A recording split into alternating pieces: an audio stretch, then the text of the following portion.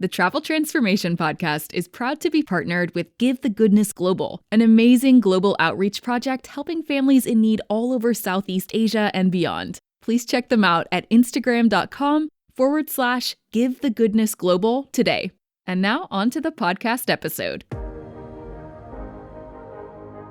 Welcome to the Travel Transformation Podcast, the podcast that explores the life-changing potential of solo travel, intentional travel, and location-independent working. Whether you're an aspiring digital nomad or simply want to boost your confidence through epic travel experiences, I'm here to motivate and inspire you to go after all your wildest dreams. I'm Jessica Grace Coleman, author, travel transformation coach, founder of Flip the Script Travel Transformation Services, and your host for the Travel Transformation Podcast. Travel changed my life. Now let's change yours. You ready? Let's go.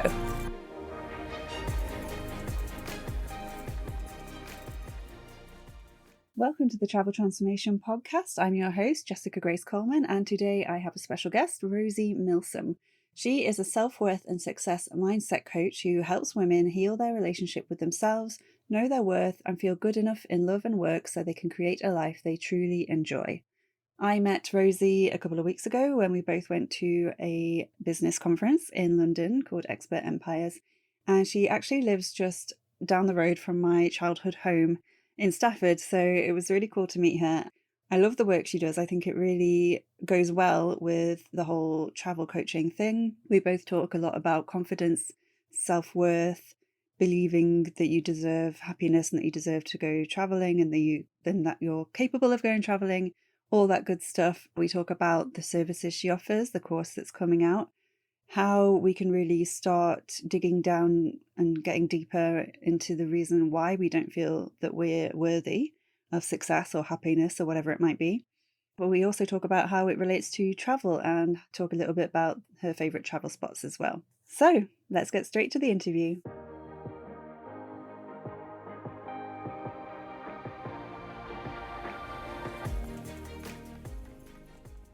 Hi, Rosie. Welcome to the Travel Transformation Podcast. How are you doing today?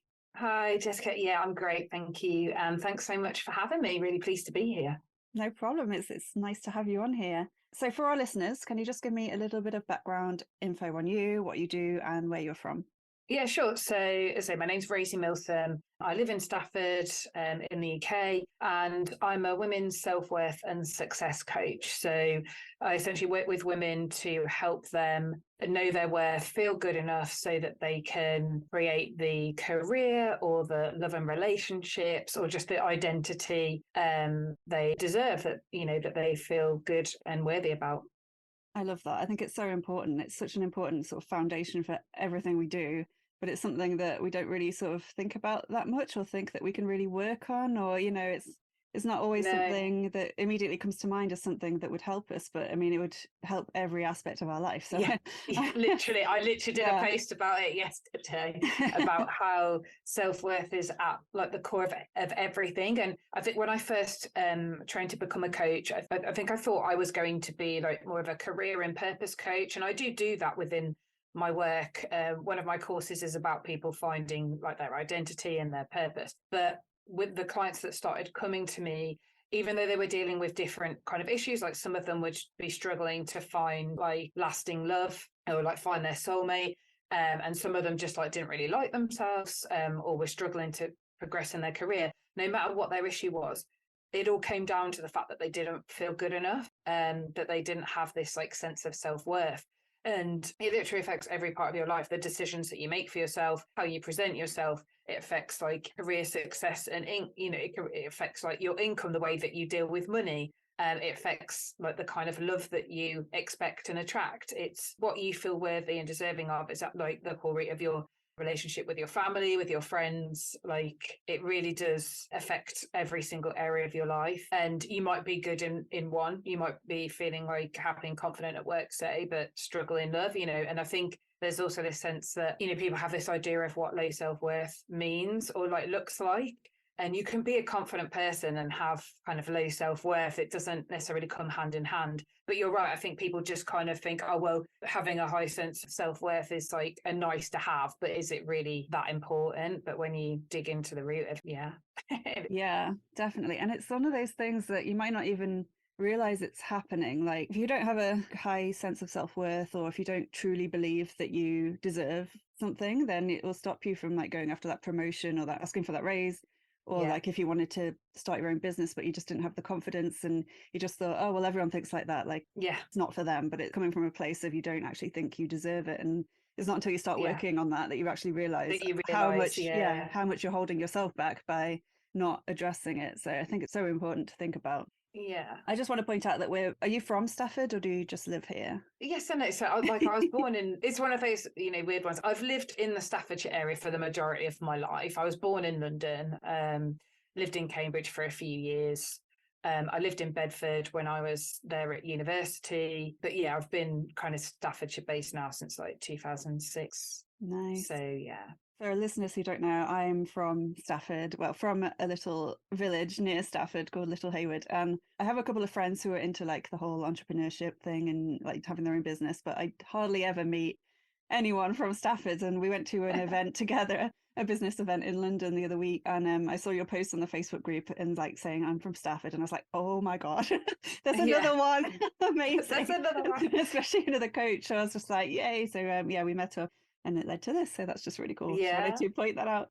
Okay, so how did you first get into this work? What made you want to, like you mentioned that you were thinking about like career coaching and things, but what made you want to become a coach in the first place? What specifically made you go into the whole self-worth and success area? Sure. So I'd always been the one that would give my friends like advice, or, that my sisters would come to when they needed someone to kind of anchor them, or so I've got two sisters.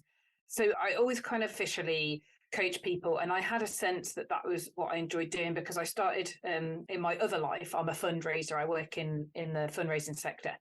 And I started delivering fundraising training, and I really enjoyed that as well.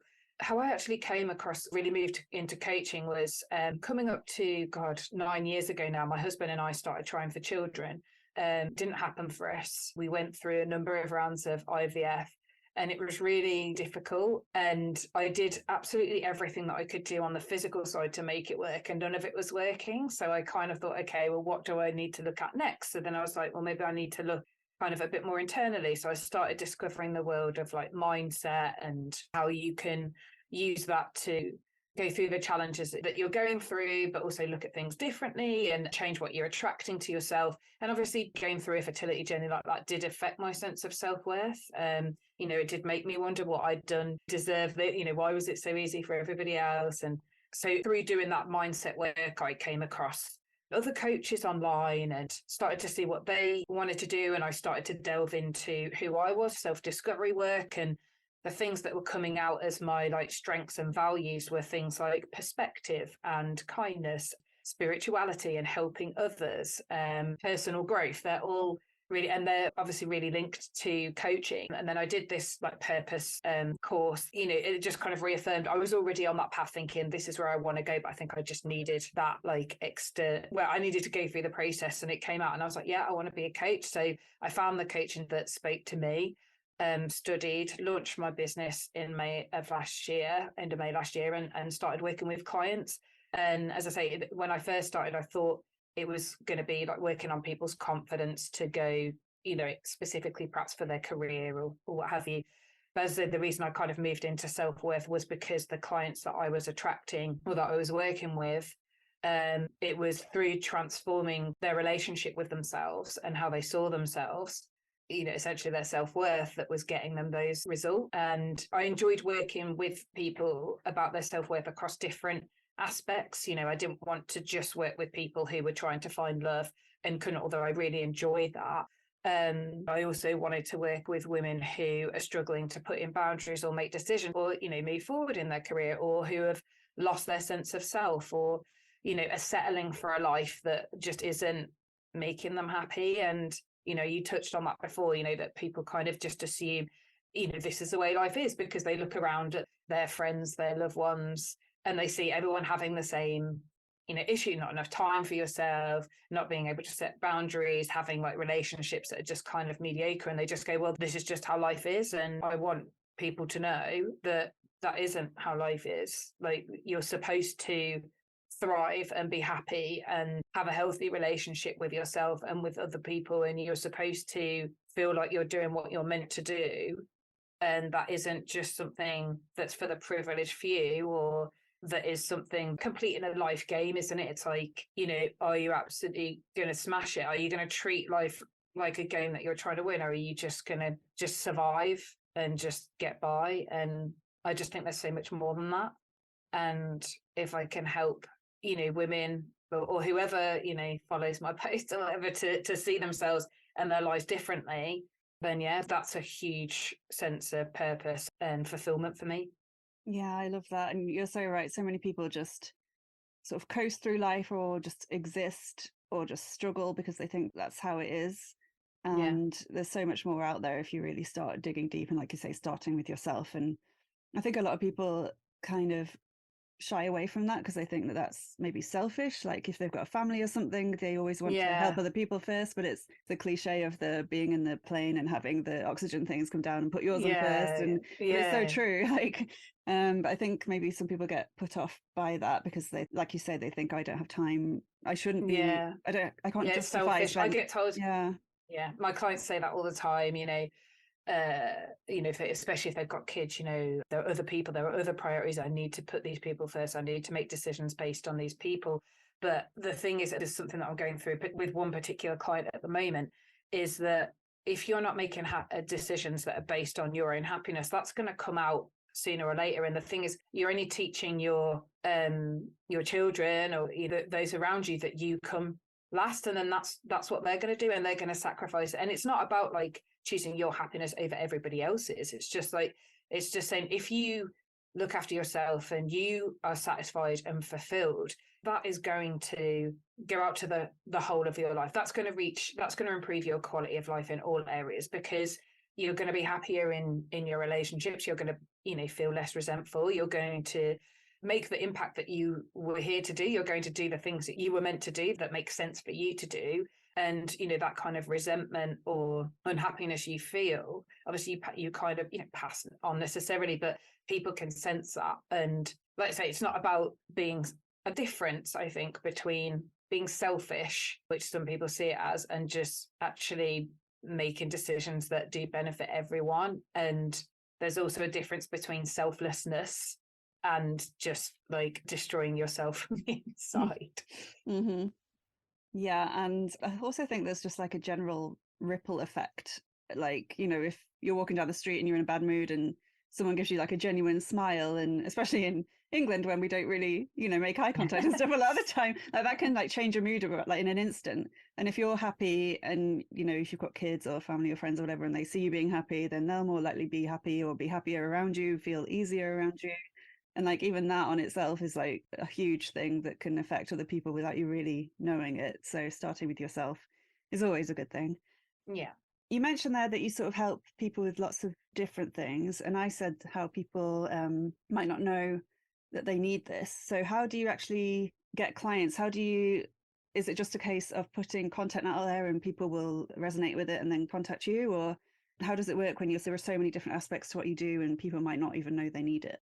Yeah, I think it definitely is through content. It's like speaking to the potential issues that they're coming across or the thoughts that they're having, and starting to reveal the reason why they believe that about themselves or why they believe that about their life. I've had referrals as well, perhaps from family or friends, members that are seeing my stuff and are sharing it with people that they know they would benefit from. So yeah, it's speaking to the things that people are experiencing and showing them how it could be different, or how what they've thought or believed might not actually be the case. And I think we all do have that sense of wanting more or wanting to feel like we deserve more. So it's just, for me, it's just about pointing out that you absolutely can and should have that. So yeah, it'd either be through my networks or through my content that, people read a message that they resonate with, whether it is about, finding purpose and your identity, or if it is about finally feeling worthy and able to call in the love that you want. And, they reach out and they either join one of my courses or my one-to-one coaching or whatever kind of suits them best. But I generally find it's people that have, like I say, they've either been moved or resonated with the content, or they've got to the point where they're not willing to compromise themselves and their happiness anymore. And they know that something needs to change because it's having, an effect on their life. They don't want anymore. Yeah. Okay. And you mentioned your course there, which I'm going to ask you about in a moment. But for the coaching services, for anyone who's never tried anything like this before, what do they actually entail? Like, what is the sort of process? I know it's different for everyone, but could you explain a bit about what your coaching services entail? Yeah, sure. My kind of self-worth coaching is very much about understanding, first of all, why you think and feel the way that you do, because, as I'm sure quite a lot of listeners have heard before, when, we all have these like beliefs and behaviors that are formed through things that we've learned, through childhood or through our life experiences that have made you see yourself in some kind of, or have created beliefs about yourself or what you believe you should expect in life that are false. So that's how we start, is by understanding and identifying, because some of these beliefs, like, you'll be aware of, there'll be things that you're kind of thinking to yourself all the time, but there are certain beliefs that are so hardwired into your subconscious that you just do them naturally. You live by them. You don't even realize that you're thinking about yourself. Like, a recent client that I've been working with, she came to me because she was struggling to make decisions for herself. She never trusted how to make decisions for herself. She was struggling to move forward in her business. She was struggling to put boundaries in at work. She was like overcommitting herself, making herself stressed and tired, trying to feel like she was enough. And it wasn't until we break down beliefs and dived into it that she realized the reason she was acting this way was because she made some bad choices as a teenager and she felt like she was a bad person. She didn't feel like she deserved joy and happiness. So she felt like she had to work really, really hard to get it, and that she would only feel like she'd earned it if someone else had told her, like, that she deserved it, because she didn't believe that she did. But obviously nothing that she did was good enough to make her feel that. But she just thought, her top level thought was, I'm crap at making decisions. I don't know how to make decisions. But it only came out because she didn't trust her decisions, because she made a bad one once and she wasn't creating or really going after the stuff that she wanted in life because she felt like she didn't deserve it. She felt like a bad person. But if we hadn't gone through that, she would have just continued with that top level belief, thinking, the reason I'm not moving forward or the reason I'm stressed and tired is because I make bad decisions. But it was a hell of a lot deeper than that. And so that's what we kind of dive into, and then starting to transform. They've seen themselves differently, and realizing that how they've seen themselves for such a long time isn't true, and there are reasons behind the way that they feel. So that's how we start. And then depending on what their issue is, if it's around like identity and purpose, then we'll dive into that self-awareness so they get to know themselves a bit better. If it's around like love and relationships, again, it's building back that sense of confidence, of who they are, trusting in the timing of their life, and having faith that what they want will come in the time. Not that it's meant to, because I feel like sometimes that's a bit of a cop-out. I think it's just more about being okay with yourself, whether you have this thing or not. Because if you need something in order to feel worthy, then that's always going to hold you to ransom. So yeah, the core part is about identifying why they've acted the way that they have, or thought or felt the way they have, changing it, healing their relationship with themselves, giving them a sense of purpose. We work together to create like a plan for where they're going now, whether that's, again, love, career, life, general identity, and how they're going to help themselves stay committed and accountable. Because I think that's something that people often worry about in the coaching, like clients, is like, oh, what if I spend this money and I don't actually stick to it and I just go back to doing what I do before? So I make sure that they've got all the tools they need not to do that. Are you ready for adventure? Are you ready to become location independent? Are you ready to create your ultimate dream lifestyle?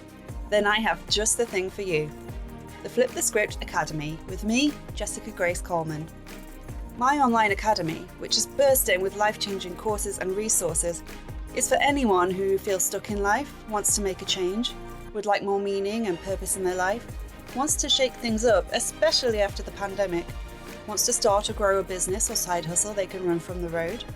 Wants to incorporate travel into their lives in all kinds of different ways? Or is simply ready for an epic transformation? For more info, just head to traveltransformationcoach.com/academy. And now, back to the Travel Transformation Podcast.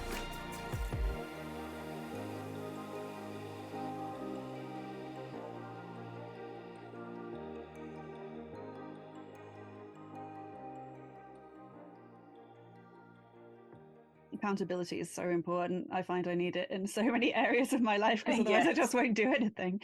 Yeah, absolutely. Yeah. So do you do these on Zoom or in person or? Yeah, I work across the UK, so yeah, I mostly work on Zoom. Okay. And for that example you just gave with the decision-making lady, for example, I know it's going to be completely different with each client, but how many sessions, sort of how long does that kind of realization and then transformation take if someone's like considering doing it? Like, is it an ongoing thing that will keep going forever, or is it like, you work with them for a few months and then if they need help again, they contact you again, or how does that work? Yeah, so the woman that I was just referring to, we've had 5 sessions and she has already come to that, and we're going to be working together for 12 months. It depends on a number of factors. It depends on how like deeply ingrained you feel like your behavior is. I do packages for people that are perhaps there's just like one area of their life or like a particular challenge or obstacle that they just want to be coached through for like a few weeks. And then I do like an 8 and 12 week package. And then I've had transformations in like massive like spiritual awakening transformations when working with clients for 6 weeks. And then I've worked with clients up to 12 weeks. There's one client that I work with now just on a monthly basis just to keep her like topped up, and with that accountability. We started working together in summer last year. So really depends on the person and the issue that they've got and how much support that they feel like they need. But as I say, those transformations and discoveries can happen quite quickly. And then it's just about, again, making a plan for moving forward and having that accountability whilst you're instilling those new actions in your life, your new habits, your new mindset, tools and practices and stuff like that. So yeah, I always do it just based on the client and what they need, really. You have so many clients and you're going really, really deep on certain topics, like really serious topics. Like I find, because I'm really introverted, I just get drained just doing like Zoom calls sometimes without going into like really deep stuff. So does this like affect you personally when you're talking about really deep like subjects, or have you learned to sort of separate yourself from their problems and not relate it to your life, if that makes any sense? Yeah, no, it does. That is something that's talked about quite a lot in the coaching industry, especially if you are someone that believes in like energy and frequency and taking all that on and stuff, which I do. But no, it hasn't been an issue for me so far. I think perhaps just because of like the achievement and purpose that I find, in helping people find those discoveries and like unlock a key or an answer that they just didn't even know about, and how that is going to change their life and empower them from there on in is just an amazing feeling. But I do know of and am aware of like some practices for like protecting energy when it comes to, like, say, if you're talking about like quite serious or deep things. But it's not something I've had to do so far, but I absolutely understand how it can happen. I'd say I'm quite an extroverted person. So, I'm probably happiest when I am kind of talking and serving and helping. So maybe that's why it doesn't like affect me as much. Or like I say, I'm just quite good at putting that barrier between, my life and my clients and not allowing it to project too much on to me. And like you say, it works both ways. So if they have an epiphany and like that light bulb moment and are amazed and really happy, then that would rub off on you, and that's a great thing. So yeah, that's really cool. So you mentioned your course that you have. Could you tell us what that's called and what it's about? Yeah, sure. So I'm just going through a beta run of this course, which is basically like a first time round test run of a course called Found. So this came about through the work that I've been doing with my one-to-one clients since I qualified last year. I found that so many of them had like lost their sense of self, their kind of drive or motivation. I did a little bit of market research, and yeah, just the number of women, especially those who had become mothers, were those people that were just kind of drifting. You know, they used to know exactly what they stood for. They used to be really passionate about their career, their life direction, and they just lost themselves. They'd lost their sight of what was important. They didn't know what they stood for anymore, and it was making them feel like, who? It was really affecting their sense of self-worth and their happiness. And you know, they were just feeling like they were failing at everything, and that they were just kind of consumed by that like mundane, everyday like stuff that you have to do. And I think the problem is when you kind of lose your sense of self, which I kind of did for a while when I was going through fertility, because it was literally in everything I breathed. I felt like it was on my mind every single second of every day, in everything that I ate, everything that I drank, everything I put in my body. When you become so focused on one thing, or you make your identity about one thing, you lose sight of everything else and you kind of put your life on hold. And yeah, it's a really bizarre feeling. So I spoke to these women about what do they need, like what do they feel they need to know themselves, what do they need to get the confidence back, you know, that spark back in themselves, and to actually go after or make more time for themselves to do the things that they want to do. And some of them, you know, I don't know what to do anymore. I don't know what that is. So yeah, so I created a 7-week course that helps people to find their sense of self again, you know, to uncover their like purpose in life and feel absolutely 100% sure of who they are, what they stand for, what they care about, what they want to do. Help them make a bit of a life vision and a life plan, and be like excited to live a life again. So the reason it's called Found is because it's about finding yourself, and it's for people that are feeling lost and want to understand what their unique identity blueprint is, so that they can create a life that they, you know, that satisfies them, that they feel fulfilled by, gives that sense that's missing at the moment. So I'm going through that with a few amazing women, and we'll be looking to do my next cohort in the next couple of months. Nice. I love that. All about life goals, life purpose, legacy. I love all that stuff. So that sounds really interesting. Okay, so if we were to talk about self-worth in terms of like going traveling, exploring, putting yourself out there, spending money on things like travel, because I hear a lot of people say, you know, they can't justify the cost or the time to go traveling, or they think it's frivolous, or like it sounds like a lot like we were talking earlier, like it all comes down to not believing you're worth spending the time on a trip or something like that. What would you say about this? Because I think it all links together really well.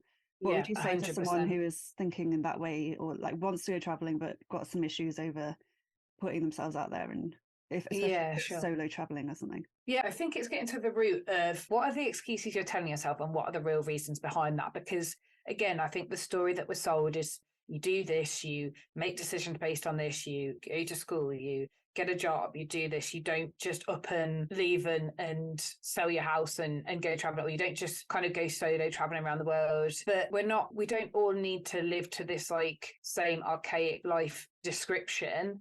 Like if there's something that you want to do, if it excites you, if it lights you up, if adventuring or going somewhere new is something that feels good to you, then you've got to ask yourself, like, whose opinion or approval am I basing this decision not to go on? Because if it's other people's, or because you don't feel like you're worthy, I'm not the type of person that can go out there on my own. I don't think I should be spending this money. I should invest it in a house and what have you. But I think it is really getting the sense of, like you say, is it coming down to the fact that you don't believe that you capable or worthy of this? Is it that you are struggling to see yourself as deserving or spending this money on? I think it's getting to the root of that, and really questioning if this is something that's going to make you happy and feels like part of your life journey. Why are you denying yourself from doing it? And also thinking, what are all the things that you're going to gain from doing it? Like obviously you know about going traveling and how that can transform you as a person and open your eyes to new experiences, new parts of yourself. And I think, you know, the stories that you hear about travel transformation, I'm sure you've had loads on here, is that it does completely change your view of yourself and your sense of self-worth and how you carry yourself. I remember when I met my husband, I'd just come back from backpacking around Europe, just for a couple of months. I was like 22, I think, and I went for a job. We worked together. And I went for a job, and I was up against, at the second interview stage, I was up against one person, another person. And I said to him, like in the past, once we were together, probably, I said, what made you go for me in the end? Because he said like it was quite close.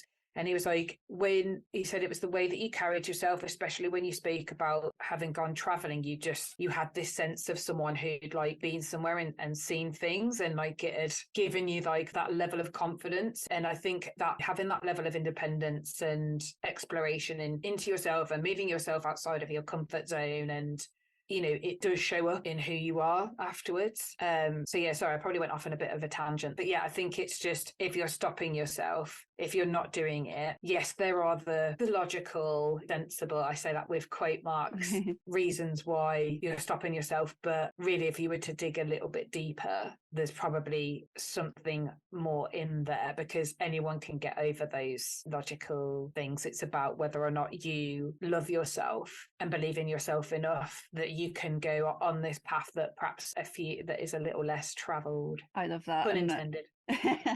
I love, first you said the fear of like what other people would think, which I think is a huge thing, stopping a lot of people maybe from solo traveling, because people will be like, oh, it's too dangerous, you're gonna get killed, you're gonna get kidnapped, and obviously those terrible things happen, but you can't let it stop you from living your life. But I think, and also like you say, like if people, like I didn't own a house, but I was renting one, and I stopped renting it and I put my stuff in the storage unit, and now I don't really have a base until I figure out where I want that to be.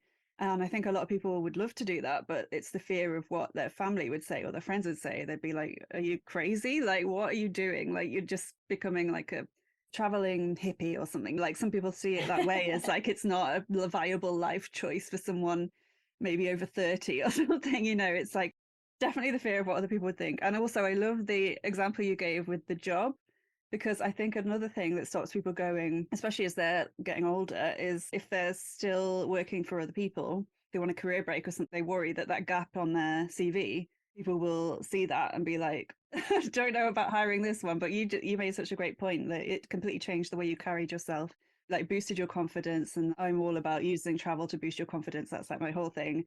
And the fact that he saw that in you just after you come back from your trip, and that's why you got it. Like, that's such a great story, and also just such a great permission to give other people to go. Like, it's not going to mean you're never going to be able to get hired again. It's not going to stop you in your future prospect. All those excuses can just be easily overcome if you really sort of stop and think about it, and hear other people like you doing similar things. And I think that will give people permission to be like, okay, maybe it won't stop me from getting hired or kind of thing. And what you were saying about, worrying about the decisions of others, again, a very timely thing, because I was literally writing a post about that this morning, or an email to my subscribers. They were saying, like, when you are letting like fear of disapproval, particularly like in this instance, play a part in the decisions that you're making about your life, you are essentially living your life based on the expectations and judgments of others. You're making decisions about your life based on the opinions of the people rather than your own. And that means you're placing the power of like your future, your potential, your experiences into the hands of people that aren't even the ones that have to live it. Yeah. And you'll be doing less of the things that you want, or not doing something that you're really excited to do based on either an assumption of what people are going to think about it, or because of an opinion that they have of it. And I think when you look at it, put the bare bones of it down and go, I'm not doing something, and this could be travel or anything, that you want to do. When you don't do because of what other people think, it is pretty crazy to think you're putting that power all on someone else, and you're living your life based on what other people are going to think about it rather than you. And they're not going to be thinking about that at their end of life. Yeah, definitely. And like you say, most of the time, it's not even what they're thinking, it's what you're assuming. And that's probably not the same thing at all. And it's, I've actually lost my train of thought then. But yeah, like. Yeah, I get what you say. I think we're saying like the only judgment that really matters at the end of the day is yours, because you're the one that's going to have to live your life. You're the one that's with you all of the time. So yeah, I think you're saying like you can assume that people might think that, you might not know, and obviously you wouldn't want to do something based on what you think people are going to think. Yeah, definitely. And you mentioned backpacking around Europe then. Where did you go? I'm intrigued.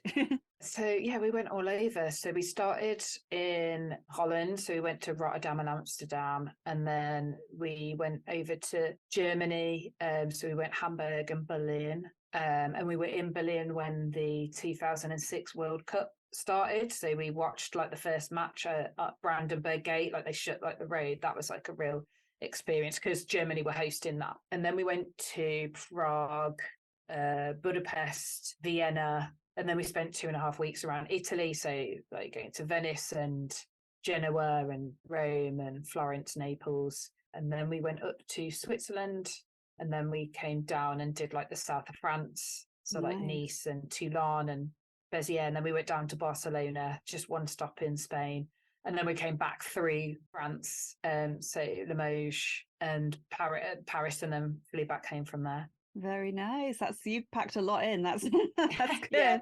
Was it a kind of like a full-on backpacking trip, like staying in hostels and all that kind of stuff? Yeah. Yeah. So it's with my uni boyfriend at the time. So yeah, it was like 2, 3. I think the most we stayed somewhere was like 4 or 5 nights. So yeah, it was shared dorms in hostels, or we shared a tent on a camping site in Florence, and like a tiny little mobile home on a holiday park in Venice. So yeah, it was a great experience, and like I met a lot of Americans, not so many Brits. But yeah, just it really does like expand it's cheesy to say, but it really does expand your horizons, and also you identify places that you really love and that you might want to go back to someday. I just went back to Venice a few weeks ago, which obviously was a completely different experience from like backpacking to being there with my husband as a proper adult. Yeah, it was lovely.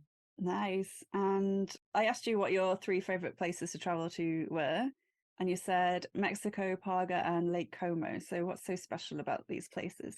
So Mexico is where I went for my honeymoon with my husband. So we went to like the Riviera Maya side, and yeah, just really beautiful beaches. Probably partly because of the resort, and obviously the fact that I was there for my honeymoon. But there's a lot to discover around there, and I really enjoyed the culture, and obviously been traveling around Europe, and I'd done quite a lot of that. But it was really crazy when we landed to just think, I'm in Mexico. Do you know what I mean? Sometimes it just kind of blows your mind.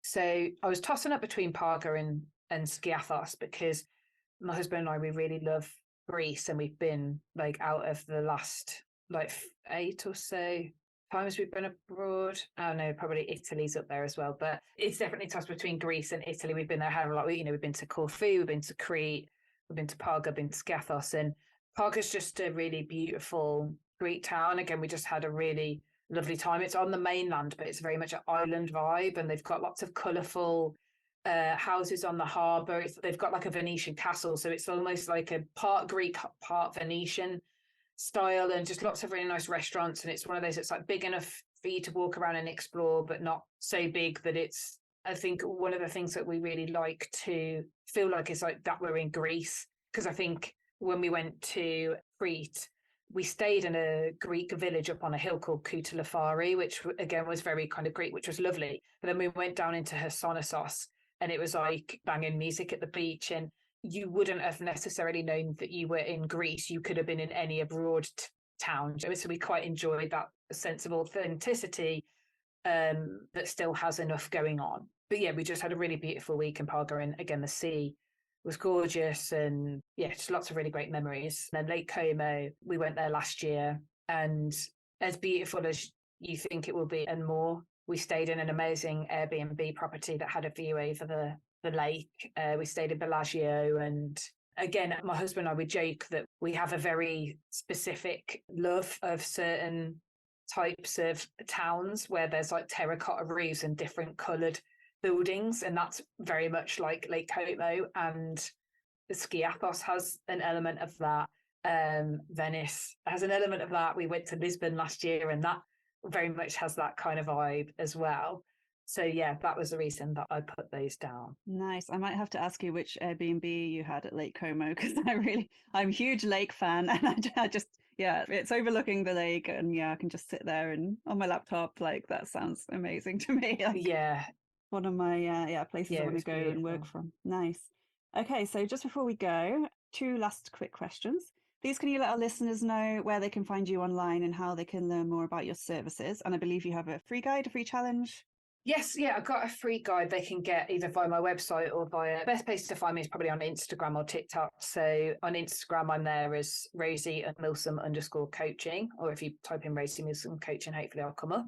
I share various like posts and content on there, and by the link in my bio, you can find out more about my services. You can download. I've got a free guide. I've got a free 30-minute masterclass on how to make your life more awesome. The challenge, I think, was doing it in the lead up to my course, which I probably will open again at some point. It was like an email challenge with like video trainings on how to discover yourself. So if people want to head there, or there's also my website, rosiemilsom.com, where they can get the free guide and check out more about my services as well. So nice. And I'll put that in the show notes as well. And is there anything else you want to mention or talk about, or any message you want to get across before we go? I think it's just in terms of travel and transformation and linking all that with self-worth and making decisions for your life that feel good to you, I would just encourage people to live their life from a sense of something that makes them feel good and makes them feel like them. Don't not decide to go somewhere that you really want to go, as we talked about, through either a fear that you're not able to do it, or that you don't deserve to have experiences like that, or because of what other people say. I don't want anybody to have any regrets about their life or hold them back from experiences that are just going to make them feel like amazing. And you never know who you're going to meet, what's going to happen, what you're going to see, and what you're going to experience. So just believe that you are worthy, that you are capable, and travel can be an amazing tool for discovering that about yourself. So yeah, just crack on, go and see views that light you up, that inspire you, and yeah, just do it. Could not agree more with that. Perfectly put. Great. Well, thank you so much for coming on the podcast today. I really appreciate you taking the time. Oh, thank you so much, Jess, for having me and letting me talk about my work. And yeah, I love travel. It's been a big part of our lives, especially over the last couple of years. So always a pleasure to talk about kind of thing. Great. Thank you. Thank you.